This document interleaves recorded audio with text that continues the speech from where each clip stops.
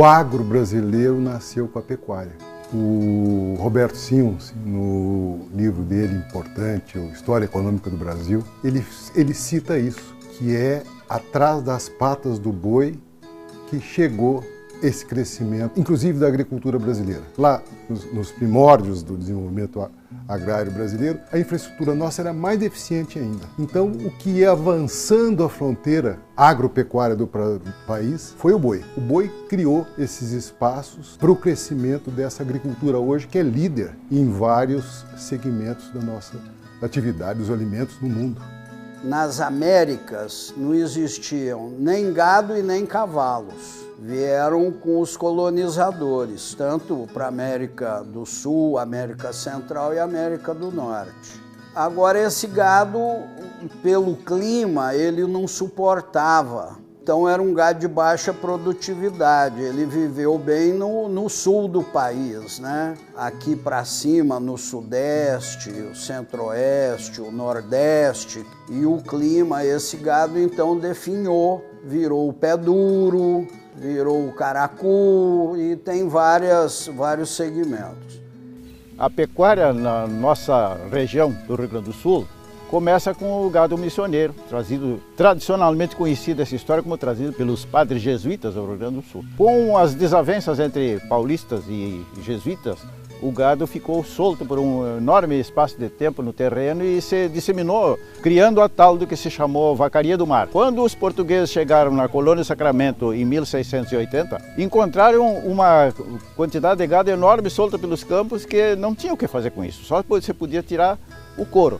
O gado não era um gado comercial como a gente conhece hoje. Nós dando um pulo na nossa história, nós vamos chegar no ano 1780, quando José Pinto Martins instala-se com uma charqueada nos campos neutrais, onde hoje é a cidade de Pelotas. Até aí, carne não tinha poder econômico nenhum. O gado era solto no campo e servia única e exclusivamente para alimentação nas propriedades, nas instâncias que havia. A partir de uma charqueada, o gado passa a ter valor econômico. E coincide isso, óbvio, com uma demanda. A demanda é que nas Minas Gerais havia uma corrida ao ouro tão grande que ninguém se preocupava de produzir alimento de espécie alguma. Uma galinha chegava a custar 1 quilo de ouro porque não havia para comer.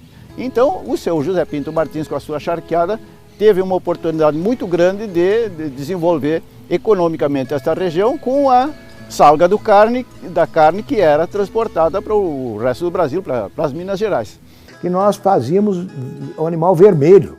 Nos meus primeiros tempos de pecuarista, na fazenda do meu avô, que depois ficou nossa, em Presidente Prudente, eu via que as boiadas eram vermelhas. Nós trazíamos lá 1.000, 2.000, 5.000 cabeças que tinha lá a fazenda, era praticamente um animal vermelho. E depois nós evoluímos hoje para o animal branco. As indústrias mesmo começaram aqui em Barretos. Eram grandes companhias inglesas e americanas e aqui tinham acesso da estrada de ferro. Na época as boiadas vinham tocadas a cavalo, burro, e chegavam aqui, eram abatidas e daqui as carcaças iam em trem de ferro até o Porto Santos. Foi no comecinho do século XX, foi logo que foram feitas as ferrovias. Daqui as indústrias se expandiram para outros lugares. Então, quer dizer, isso foi a primeira grande mudança da evolução, do crescimento da pecuária. Esse país tropical que tinha essas matas, tinha essas grandes terras muito férteis e que isso é a situação de Barretos e adjacências ali. Aí começou, porque você tinha as estradas de ferro, porque você batia no frigorífico Anglo ou você embarcava para a Swift, para o frigorífico Armour, que eram americanos. Eu tenho uma experiência familiar. O meu avô, que nasceu no córrego da Onça, lá em Uberaba, e casou com a minha avó no Prata, ele virou um transportador de bois. Naquele tempo, na década antes de 20, um pouco, você trazia isso tudo a pé e a cavalo. E o sucesso dele nessa atividade levou a comprar uma fazenda em Minas Gerais, ali no Triângulo Mineiro, na cidade para frente do Prata, um pouco, hoje Ituiutaba. O governo militar, por exemplo, criou a Transamazônica. Ao lado da Transamazônica, um sem número de propriedades se fundaram com pecuária. Mas junto com isso, o governo, para incentivar, né, criou alguns programas, né? A Sudã foi uma avalanche de pessoas que você utilizava um pedaço do imposto de renda que as empresas pagavam, uma parte daquele imposto ela destinava aos projetos agropecuários na Amazônia, né?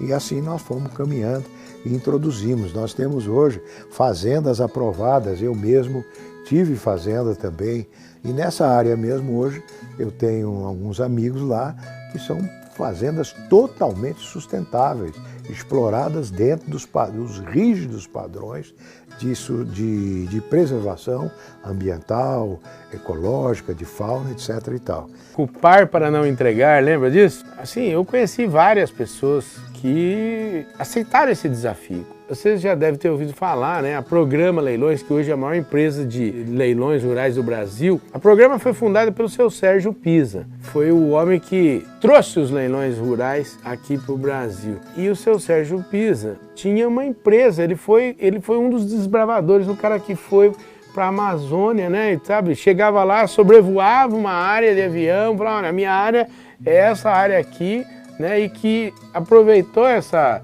oportunidade que os governos da época deram e comprou grandes áreas lá, e a empresa dele chamava Programa. Mas sabe por quê?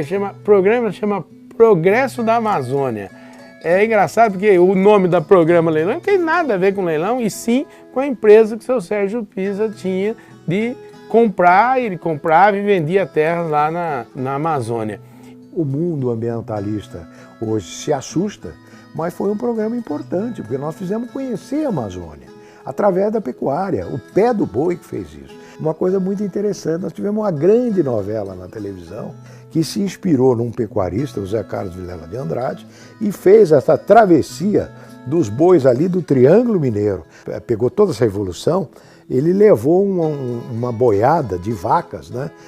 1.000, 2.000, 3.000 vacas, e levou dali para o Pará, na região de Paragominas. O seu Sérgio tinha um amigo, o Maurício Fraga, aproveitaram essa oportunidade e foram lá desbravar, desenvolveram a região, né? Foram numa época em que para chegar na onde é a sede, eu já estive na sede lá da fazenda, tinha que fazer picada no meio da mata. O pessoal jogava mantimento, alimento de avião. Então um negócio assim, histórias de superação fantásticas. Eu sempre digo, eu repito sempre, eu falo, essas pessoas elas merecem estátua em praça pública. Eles desenvolveram grandes regiões do Brasil. E casos assim, olha, primeira vez que eu fui para o Pará, acho que foi em 89, eu fui a Paragominas conhecer a fazenda do Gastão Carvalho Filho, que é um pecuarista de Uberaba, tinha fazenda em Paragominas. E ele me contando a quantidade, olha, Carlão, eu vim aqui no começo com abrir isso aqui, eu peguei, sim, dezenas de malárias. Eles foram para lá atrás da realização de sonhos. E eu acho que é isso que a gente tem que valorizar. Pecuarista, agricultor, eles são realizadores de sonhos. Eles botam comida na mesa do brasileiro e botam comida na mesa do mundo.